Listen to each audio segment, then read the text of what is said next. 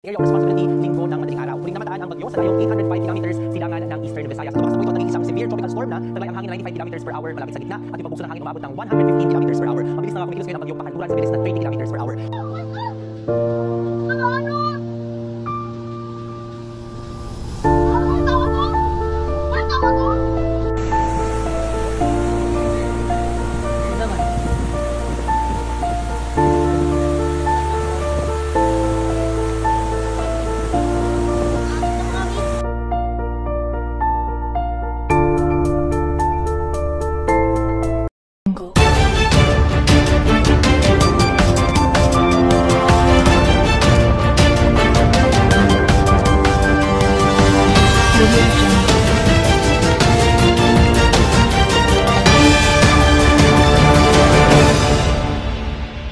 Dito tayo sa Pagpipilo upang mapanayam natin ang isang burok patungkol sa nangyaring bagyong Tino noong nakaraang Nobyembre 4. So ngayon, tatanungin natin kung ano ang kanyang pangalan.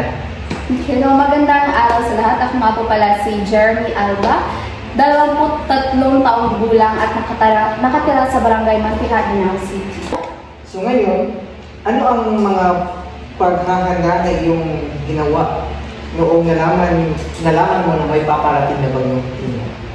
Nung nalaman namin na may paparating na bagyo, una namin ginawa is ang pag-i-impok ng mga makakains, baka sakaling magtagal yung bagyo. At aside from that is nilagay namin yung mga makakahalagang dokumento, yung mga gamit namin sa mga mas matataas na lugar, just in case na bumaha siya.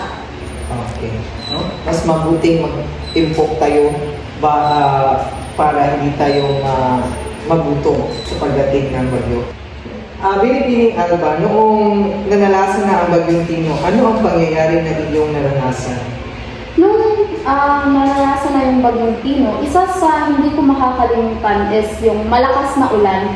Though hindi naman ganun kalakas yung hangin, pero mararamdaman mo talaga yung lakas ng ulan. At siguro isa na rin ito sa naging dahilan kung bakit may pagbaha sa iba't ibang bahagi ng lugar namin. So pagkatapos ng bagyong Tino, ano ang inyong ginawa upang makabangon sa mga trahedyang nangyari sa inyong lugar? Siguro, napakahirap bumangon kasi nga, diba, lahat ng inyong natundar is wala na dahil sa bagyo. Pero, maiisip mo na at least buhay kami at safe kami. Kaya kahit na ganun kahirap yung nangyari, is patuloy pa rin kami nangangarap na isang araw is maging okay din ang lahat at least man lang hindi kami or walang kahit na sino sa pamilya namin na nawala. Yan.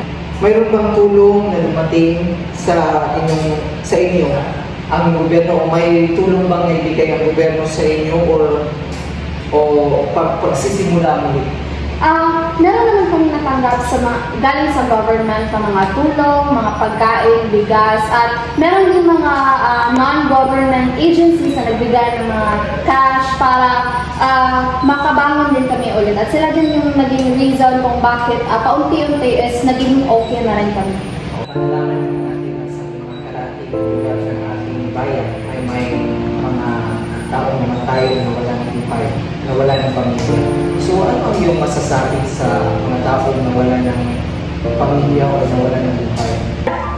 Siguro yung trahedyang bagyong Tino is isa sa mahirap na trahedya na sinapit ng ilan nating mga kababayan.